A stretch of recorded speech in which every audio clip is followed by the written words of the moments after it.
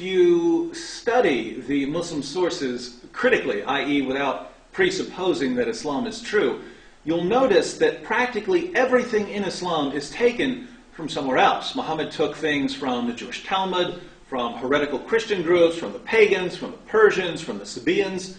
And when Muhammad was collecting these teachings and practices, he obviously couldn't tell the difference between what's true and what's not true.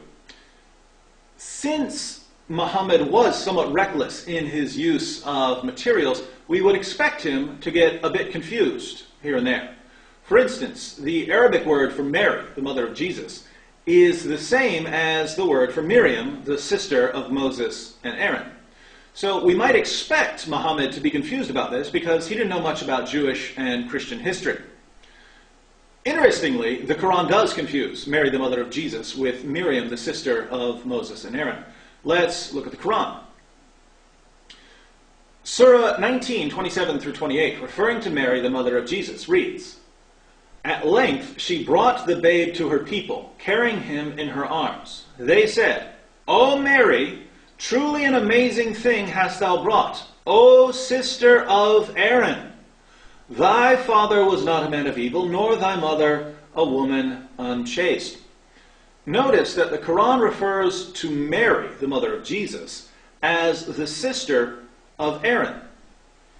Here, Muhammad obviously thought that Mary, the mother of Jesus, was Miriam, the sister of Aaron. This is simply an error in the Quran. Now, Christians during the time of Muhammad recognized this error, and they pointed it out to Muhammad's followers. In Sahih Muslim, number 5326, we read, Mughira bin Shuba reported, "When I came to Najran, they, the Christians of Najran, asked me, 'You read, O sister of Harun,' or Aaron, 'in the Quran, whereas Moses was born much before Jesus.' When I came back to Allah's Messenger, I asked him about that, whereupon he said, 'The people of the old age used to give names to their persons after the names of apostles and pious persons who had gone before them.'" So Muhammad's response is that people during the time of Mary would refer to a pious young woman as the sister of X, where X might be a prophet from 1400 years earlier. The problem is that we have no record of such a practice in first century Israel, and we don't even find this practice elsewhere in the Quran. The obvious conclusion then is that Muhammad simply made a mistake and that he tried to correct it by making something up. His followers didn't know that he was making it up, but we know that there was no such practice in first century Israel. Two more points are worthy of note in this narration from Sahih Muslim. First, the Christians of Najran knew nothing of the practice of referring to pious young women as sisters of some prophet, even though they would have been familiar with traditions about Mary. So they understood this to be an error in the Quran. Second, the Muslim who went to them clearly didn't know that this was a figure of speech. He was totally stumped by the refutation. He had to go back to Muhammad for an answer. So Christians knew nothing of the practice Muhammad referred to, and Muslims who had been reciting the Quran in Muhammad's presence were never told that sister of Aaron was a metaphor. They only heard about this when the error was pointed out to Muhammad. But we can go further. We know from the Muslim sources that Muslims were convinced from the Quran that Mary, the mother of Jesus, and Miriam, the sister of Aaron, were the same person. In Ibn Kathir's commentary on Surah 1928, we read this. Muhammad ibn Sirin stated that he was told that Ka'b said, the verse that reads, "O sister of Harun," does not refer to Aaron, the brother of Moses. Aisha replied to Ka'b, "You have lied." Ka'b responded, "O mother of the believers, if the Prophet, may Allah's prayers be upon him, has said it, and he is more knowledgeable, then this is what he related. Besides, I find the difference in time between them, i.e. Jesus and Moses, to be 600 years. He said that she remained silent." Look at what happens here. Someone tells Aisha that Mary, the mother of Jesus, isn't the sister of Aaron and Moses, and Aisha calls him a liar.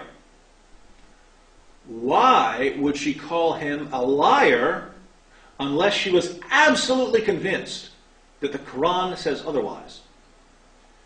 And if she was convinced that the Quran proclaims a single Mary, who was both the mother of Jesus and the sister of Aaron and Moses, shouldn't it bother Muslims that Aisha was led into error by the Quran? Shouldn't it bother Muslims that Muhammad never explained this to anyone until it was pointed out as an error? But things get even worse. The father of Moses, Aaron, and Miriam was a man named Amram, or Imran in Arabic. 1 Chronicles 6:1-3 states, "The sons of Levi were Gershon, Kohath, and Merari. The sons of Kohath were Amram, Izhar, Hebron, and Uzziel. The children of Amram were Aaron, Moses, and Miriam." Now, think about this for a moment. I'm claiming that Muhammad didn't know the difference between Mary, the mother of Jesus, and Miriam, the sister of Aaron and Moses. If I'm right, we wouldn't be surprised to find Muhammad identifying Mary, the mother of Jesus, as the daughter of Imran, since Imran was the father of Moses, Aaron, and Miriam. Not surprisingly, this is exactly what we find in the Quran and the Hadith. In Surah 3:35-36, we read, "Behold, when the wife of Imran said, O my Lord, I do dedicate unto thee what is in my womb for thy special service. So accept this of me, for thou hearest and knowest all things. When she was delivered, she said, O my Lord, behold, I am delivered of a female child.